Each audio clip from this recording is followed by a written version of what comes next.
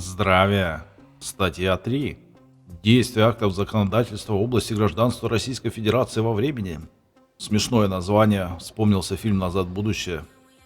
2. Наличие у лица гражданства Российской Федерации до дня вступления в силу настоящего федерального закона, либо факт наличия у лица в прошлом гражданства СССР определяется на основании законодательных актов Российской Федерации, РСФСР или СССР, международных договоров Российской Федерации, РСФСР или СССР, действующих на день наступления обстоятельств, с которыми связывается наличие у лица соответствующего гражданства. Речь опять про какие-то лица. И крайнее желание затащить себе граждан из чужого юридического поля. Ну а чего? Давайте сразу признаем граждан Чайны и США гражданами РФ. А то Курскую область уже корейцы отбивают. Просто сюр. И да, в прошлых роликах мы уже определили, что гражданства РСФСР или СССР ни у кого не было, тем более у лиц. Очередная лапша на уши, чтобы затащить недееспособных в рамки законодательства и затем ставить раком по жизни. Тут весь прикол, чтобы жертва сама посчитала себя гражданином или вещью типа физлица, и можно было обращаться соответственно.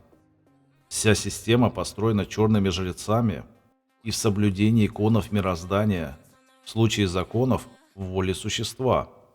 Держите это в уме. Это самое важное знание в жизни. Точнее, в этой гнилой системе оккупанта, создавшей условия для деградации.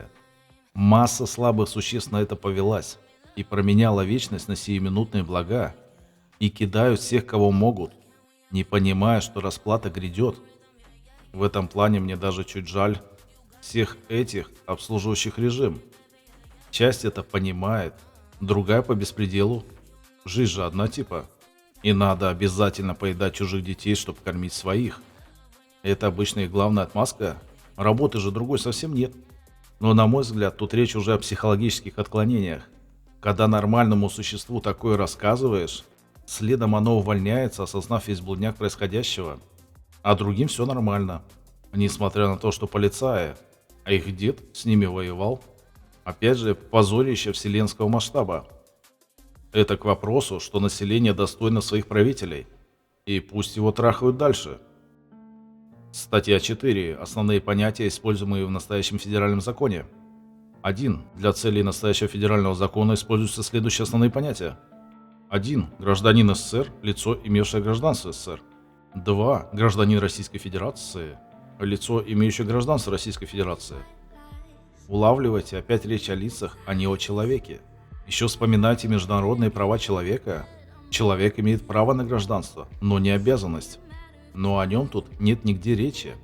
Уровни глубже или выше не беру. Самоопределение – это важная часть. Лучше, чтоб сами до этого доперли. Либо только за бабки. Демонические сущности не должны получать такую информацию. А слушатели, видимо, все нищие. И часто за такой информацией приходят, когда режим уже трахает. Так что даже предлагать не вижу смысла. На крайняк на бусте найдете справа в столбике, почем разжевывание подробно. А остальная блаженная часть населения думает, что живет в сказке. Ух, дайте мне на пару недель телевизор. Начнете человеченьку употреблять. И это станет нормальным. Или поверите, что полеты в космос существуют. Или что опять пришел Иисус. Ссанины в уши просто масса.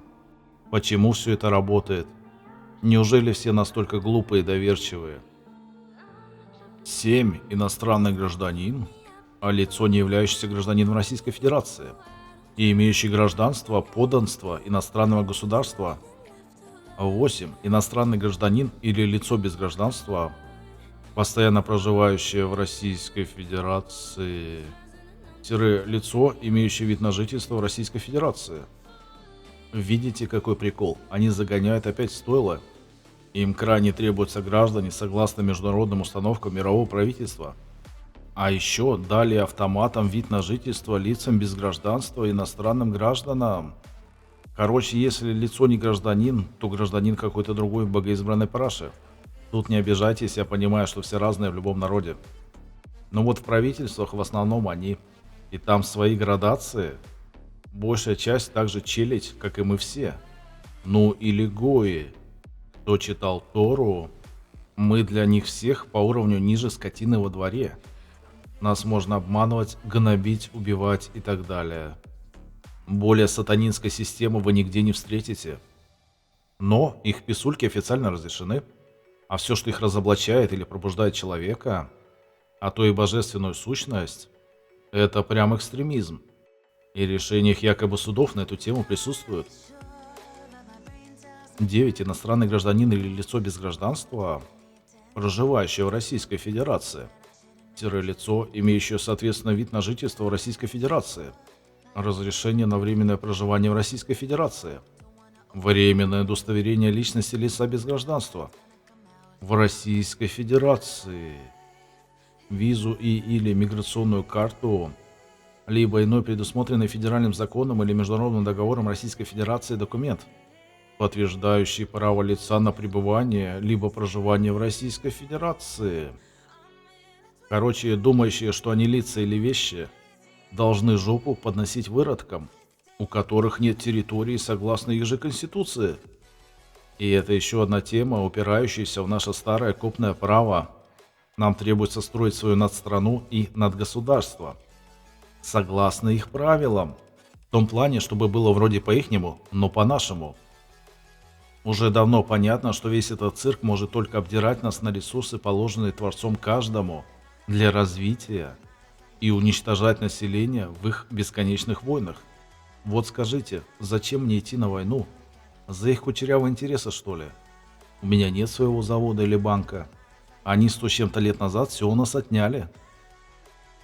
10. Лицо без гражданства, лицо, не являющееся гражданином Российской Федерации и не имеющее доказательств наличия гражданства, подданства иностранного государства. Это типа наши лица, вот эти вот бумажки с фоткой. 14. Территория Российской Федерации, территория Российской Федерации в пределах государственной границы Российской Федерации на день наступления обстоятельств, связанных с приобретением или прекращением гражданства Российской Федерации в соответствии с настоящим федеральным законом. 15. Территория РСФСР, территория РСФСР в пределах административной границы РСФСР на день наступления обстоятельств, связанных с приобретением или прекращением гражданства Российской Федерации в соответствии с настоящим федеральным законом. Помните, в 5-1 части было то же самое. Там комментарии уже все даны, пересматривайте. Всем добра, здоровья, процветания и денег.